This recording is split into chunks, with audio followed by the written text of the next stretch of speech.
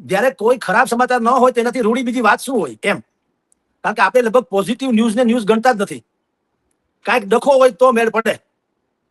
એટલે અત્યારે તમે કીધું તેમ આમ અનેકો પ્રશ્ન છે દેશમાં, અને સાંપ્રત કાળમાં પ્રશ્નો તો રહેવાના. પણ આપણી માનસિકતા કેવી અવસરવાદી થઈ ગઈ કે આપણે દરેક પ્રસંગને સ્કૂલના જે પીરિયડ હોય ને, અંગ્રેજી, ગુજરાતી, સંસ્કૃત, એવી રીતે પીરિયડ વાઇઝ જોઈએ છીએ. એક સમયે તો ઈરાન અમેરિકાનું યુદ્ધ એ આપણો મેઇન ફોકસ વાળો મુદ્દો, તાજેતરના મુદ્દાની વાત કરું તો એ હતો. અને પછી ત્યાંથી પેટ્રોલ હોર્મોઝ બંધ થઈ જશે તો પેટ્રોલનું શું થશે. પછી ગડકરીજીએ કીધું કે આપણે ઇથોન વાપરી શેરડીમાંથી બનાવેલું વાપરશું. તો પછી એવો મુદ્દો આવ્યો કે ભાઈ ઈ વાપરીએ તો આપણા ગાડીના એન્જિન જે બગડી જાય છે કે કેમ, વગેરે વગેરે. હવે ઈ મુદ્દે ઘણા બધા દિવસો બધું ચાલ્યું. તો બાકીનું એની પહેલા હતું તો પેપર લીકનો મામલો. નેટ થી માંડીને બધાના પેપર લીક થયા. ભાઈ ધર્મેન્દ્ર પ્રધાન શિક્ષણ મંત્રી રાજીનામું આપે. કોકરોચ જનતા પાર્ટી આવે છે, એનું પણ હતું. અત્યારે વાંગચુંગજી જેમ આપણે ઇન્ટ્રોમાં કીધું તેમ અત્યારે ઉપવાસ ઉપર બેઠા છે, 18 દાડા થયા છે, અને સરકારી ટ્રસ્ટની મસ નથી થતા, વાંગચુંગે ટ્રસ્ટના મસ નથી થતા. પણ તમે જુઓ, જેમ એક પિક્ચર ઉતરે ને નવું ચડે પછી જૂના ફિલ્મની કોઈ વાત ન કરે, એવું આ બધું છે.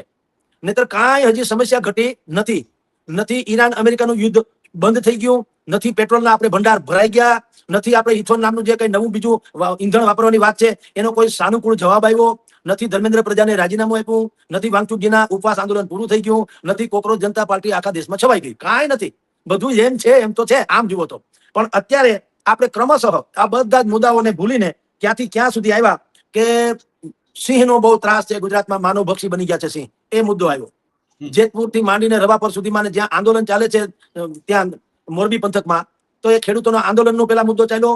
પછી નિલેશ એરવાડિયા અને હકાભા ગઢવી એના બેના સંવાદથી એક નવો વિસ્ફોટ થયો કે આંદોલનમાં 25 કરોડ રૂપિયાની ડીલની વાત કરે છે, બધા ખેડૂતના નામે ચરી ખાવા માંગે છે. એ બધો ડખો હકાભાનો ચરમ સમય હતો. ત્યાં માયાભાઈનો પ્રસંગ આવ્યો, માયાભાઈ ગઢવીનો, માયાભાઈ આહિરનો, કે ભાઈ રેશનિંગના ઘઉં ખાનારા કે રેશનિંગનો અનાજ ખાનારા ટેક્સ ભરતા નથી ને પોલીસને હેરાન કરે, અથવા સરકારી તંત્રને હેરાન કરે વગેરે. ઈ હજી પૂરો ન થયો માયાભાઈનો. ત્યાં હીરાભાઈ સોલંકીનો આવ્યો સોશિયલ મીડિયામાં કે એ ખેડૂત નહીં દબાવી રહ્યા છે, તમારી જમીન અમે ખરીદી લીધી, થાય કરી લ્યો. તો પ્રત્યેક મુદ્દા સેન્સિટિવ, પણ આપણે બધા અવસરવાદી છીએ. અવસરવાદી એટલે શું કે એ જે મુદ્દો ગરમ હોય ત્યાં સુધી હાલે. જે શોલે ફિલ્મ લાગ્યું હોય તો શોલે જોવા જઈએ, શાન લાગ્યું હોય તો શાન જોવા જઈએ, સરગમ લાગ્યું હોય તો સરગમ જોવા જઈએ, બસ વાત પૂરી. એ જે આપણી અવસરવાદી માનસિકતા છે, એટલે તંત્રથી માંડીને કોઈ બહુ ગંભીર નથી લેતા. કારણ કે એને ખબર છે કે ડાયવર્ટ કરી નાખો એટલે એક મુદ્દો ડીલ થઈ જાય. નીટની પરીક્ષાનો બહુ ડખો ચાલ્યો હતો અત્યારે પેપર લિંકનો, તો અયોધ્યાની જે ચંદા ચોરીનો મુદ્દો પણ આવ્યો. એટલે હવે ઓલું પેપર વાળું કોઈને મનમાં નથી, જાણે સમસ્યા સોલ્વ થઈ ગઈ. આપણે ત્યાં છે ને, આપણા દેશમાં એ પ્રથા સરસ પડી ગઈ છે, સમસ્યાને સોલ્વ ન કરવાની, ભૂલાડી દેવાની, નવી સમસ્યા પેદા કરવાની વાત થાય પૂરી. ત્યાં સોશિયલ મીડિયા જસ્ટિસનો જમાનો ચાલે છે. સોશિયલ પછી મીડિયા ઇન્ટુ બ્રેકેટ અને પછી જસ્ટિસ, સોશિયલ જસ્ટિસ. તમે કાળી બંડી પહેરી એ સારી છે કે ખરાબ અમે નક્કી કરીએ, બોલો આનું કેવું કહેવાનું? એમ અંબાલાલભાઈ પટેલ એ ખેડૂતોને વાંધો નથી, વિજ્ઞાનવાદીઓને વાંધો છે. અરે જબ મિયા બીબી રાજી તો ક્યાં કરે કાજી, તમને શું વાંધો છે? પણ નહીં, વિજ્ઞાનવાદી કે આ બધા જ હંબક છે. અને અંબાલાલ પટેલની એક આગાહી હું 100% કહીશ કે ખોટી ઠરી, કે હવે હું આગાહી કરવાનું નહીં કરું. આગાહી બંધ કરી, એ આગાહી ખોટી પડી.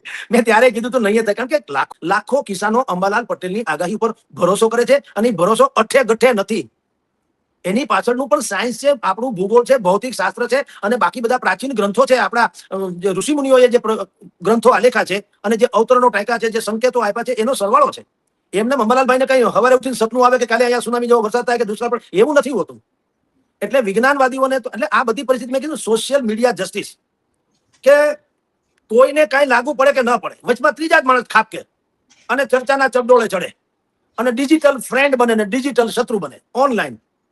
કોઈ હરામ બરોબર તમને મને કોઈ ઇધર ઉધર આમ સ્પર્શ કરે તો ઓનલાઈન અને બસ મારી નાખું, કાપી નાખું. અમારે ત્યાં અહીંયા રાજકોટ નાનું ગામ છે, આમ તો શહેર સુંદર છે, પણ તમે જો ચૂંટણી હવે હોય સ્થાનિક સ્વરાજ્યની ચૂંટણી, અને એમાં કોઈ ગલી ખાતરું હોય, ન્યા એની વળી રેલી કે મીટિંગ હોય, સભા હોય, એ ઊંચી ઉજારા કરીને ત્યાં 2-4 બાકડા મૂકીને માઇક પણ માંડ હાલતું હોય એવું માઇક હોય, તો બોલે શું ખબર કે બૂઝ સાંભળી લે. બૂઝ ક્યાંથી સાંભળે? હવે ઓલા એમ કે માઇક હરકું કરો, અમને નથી સંભળાતું. બૂઝ તો પછીની વાત છે.